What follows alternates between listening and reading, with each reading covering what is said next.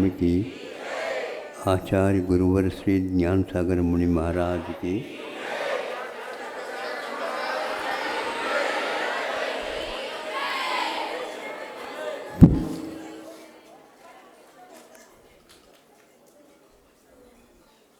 माँ अपनी बात बच्चों तक पहुँचाती है। वह बात पहुँच गई क्या नहीं, इसको भी अपनी दृष्टि में रखती है। यदि कम मात्रा में पहुँच गई है तो उस मात्रा को भी बढ़ाने का प्रयास करती है। और भी बातें वह हमेशा हमेशा अपने बच्चों के लिए, जो वानप्रस्थ आश्रम में है माँ, किंतु उस नन्हे बच्चों को भी वह इस ढंग से तैयार कर रही है। अच्छाई के साथ बुराई भी आती। दीपक जलता है तो प्रकाश मिलता है, लेकिन धुआं भी होता है। धुआं न हो इस प्रकार का प्रयास हमेशा हमेशा वह प्रयास करती रहती है। फिर भी धुआं होना अनिवार्य। हाँ, भिन्न भिन्न दीपकों की धुआं भिन्न भिन्न हुआ करती है। वो बनती कोशिश घासलेट तेल का न दीपक जला करके, किंतु वह आरती के माध्यम से उस वातावरण को शुद्ध करती रहती है, ताकि धुआं हो भी जाए, आँखों में पहुँच जाएगी, वह ठीक बन जाती। ऑक्सीजन का, प्राणवायु का विस्तार उस कमरे में हो, ये देखा जाता। ये सब बातें उसके विकास के लिए करती रहती। उस समय पर वह मेवा मिठाई भी दिखाती रहती, ताकि वह अन्यत्र कोई चीज़ खा न सके। लेकिन फिर भी बच्चे बहुत होशियार रहते हैं। होशियार तो होना ही चाहिए ना, बोलो, होशियार होना चाहिए। लेकिन जब आप जिस अर्थ में कह रहे हैं, फिर भी बच्चे बहुत होशियार होते हैं।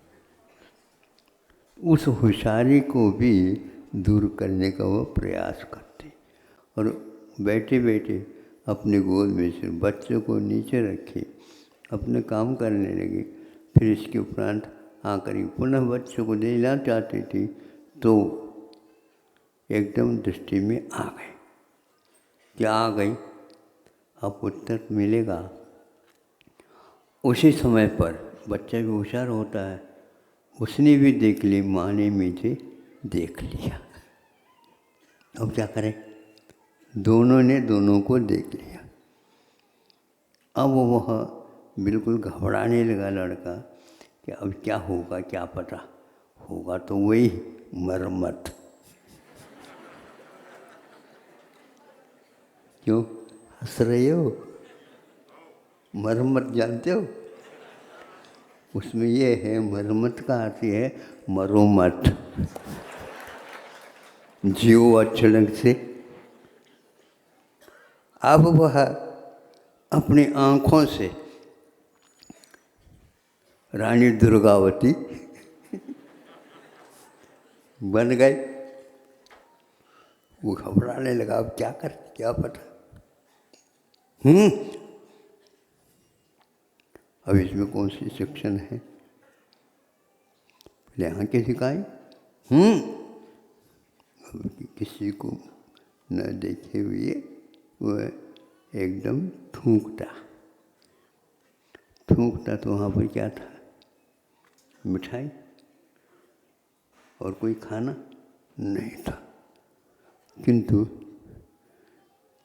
काली मिट्टी थी। सुन रहे हो? मिट्टी खिलाना सिखाते हैं क्या? नहीं। यह है माँ की विशेषता। यदि नहीं रखता है तो इस प्रकार हमेशा के लिए उसने मिट्टी का त्याग किया। और और आप पान में भी मिट्टी खाएंगे। अब पान तो खाना है, लेकिन क्या क्या खाना उसके साथ और सम्मिश्रण क्या होता है ये नहीं पता। हमारे सम्यक दर्शन, हमारे सम्यक ज्ञान और हमारे सम्यक चारित्र में प्रदूषण इस प्रकार फैलते रहते हैं, हमारी निगाह उसमें नहीं जाती। हम उस स्तर पर काम कर रहे होते हैं जहाँ पर संशोधन गौण होता है और इधर उधर की बातें आ जाती हैं।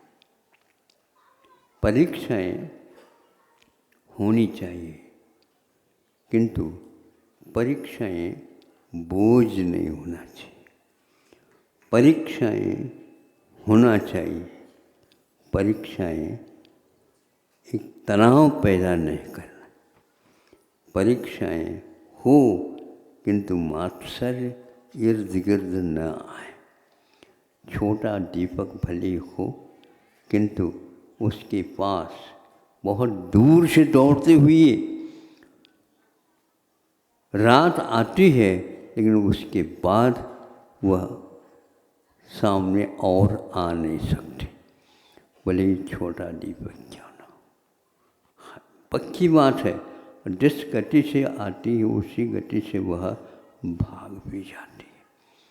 इसी प्रकार हम अपने शिक्षण काल में हम अपने बोध को विकसित कर रहे हैं, उस काल में संशोधित भी करते चले और वह किसी भी प्रकार से दूषित ना हो। प्रकाश के साथ साथ वह आरोग्य का भी ध्यान रखा करते हैं। वह प्रकाश मिल रहा है, सब कुछ मिल रहा, लेकिन यदि आरोग्य के लिए कारण न बन करके रोग के लिए कारण होता है तो वह गलत होता है। इसीलिए कि मूंगफली तेल का दीपक है या आरती है या और कुछ है, किंतु दूषण पैदा करने वाले यदि मान लो तेल का प्रयोग करते हैं, आँखों के ऊपर और डाइजेशन के ऊपर, पाचन शक्ति के ऊपर भी प्रभाव डालते हैं, जो वर्षों के बाद भी चिकित्सा उसकी सफलता नहीं होती है। ये सब आप लोगों की असावधानी है, ज़्यादा तो हम नहीं बताना चाहते, क्योंकि आप और थोड़े से सीख करके आइए, समय को ध्यान में रख करके। मेरे पास घड़ी रखने की अपेक्षा से घड़ी की ओर भी आप अपना ध्यान रखिएगा। मुझे बांधना पड़ेगा, मैं बंधूंगा नहीं, आपके समय से नहीं, मैं अपने समय से ही बंधूंगा। आप भी अपने अपने समय से बांधिए। अहिंसा परमो धर्म की।